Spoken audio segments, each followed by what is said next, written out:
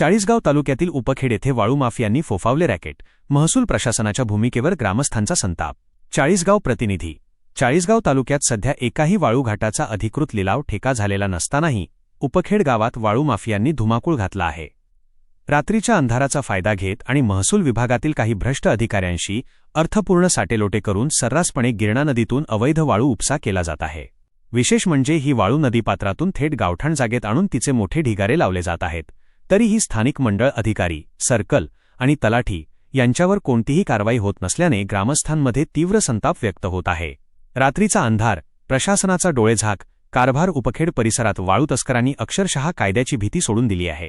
रात्रीच्या वेळी यंत्रांच्या सहाय्याने गिरणा नदीपात्रातून मोठ्या प्रमाणावर वाळू उपसा केला जातो. ही वाळू वाहून नेण्यासाठी ट्रॅक्टर आणि डंपरचा वापर केला जात आहे. आश्चर्याची बाब म्हणजे ही अवैध वाळू चोरून नेण्याऐवजी ती गावातीलच गावठाण जागेत उघडपणे साठवली जात आहे. दिवसभर हे वाळूचे ढिगारे तिथेच पडून असतात, मात्र हे प्रशासनाला दिसत नाही का, असा सवाल आता नागरिक उपस्थित करत आहेत. चिरीमिरीच्या खेळात पर्यावरणाचा बळी. स्थानिक सूत्रांच्या माहितीनुसार वाळू माफियांनी या अवैध धंद्याला अभय मिळावे म्हणून महसूल विभागातील काही कर्मचाऱ्यांना चिरीमिरी देऊन खुश केले आहे. याच कारणामुळे वेळोवेळी तक्रार करूनही महसूल अधिकारी याकडे सोयीस्कर दुर्लक्ष करत असल्याचा आरोप होत आहे.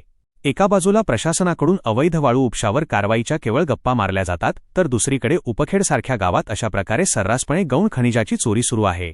ग्रामस्थांचा प्रशासनाला सवाल. तालुक्यात वाळूचा ठेका नसताना ही वाळू येते कुठून? गावठाण जागेत वाळूचे ढीग साठवण्याची परवानगी कोणी दिली? सर्कल आणि तलाठी या भागातून नेहमी ये-जा करतात, त्यांना हे वाळूचे ढीग दिसत नाहीत का? की या अवैध धंद्याला वरिष्ठ स्तरावरूनच अभय दिले जात आहे? उपखेड येथील या अवैध वाळू माफियांच्या मुजोरीमुळे गिरणा नदीपात्राचे नुकसान होत असून शासनाचा लाखो रुपयांचा महसूल बुडत आहे. आता जिल्हाधिकारी किंवा प्रांताधिकारी याकडे लक्ष देऊन संबंधित अधिकारी आणि वाळू माफियांवर कठोर कारवाई करणार का, याकडे सर्वांचे लक्ष लागले आहे.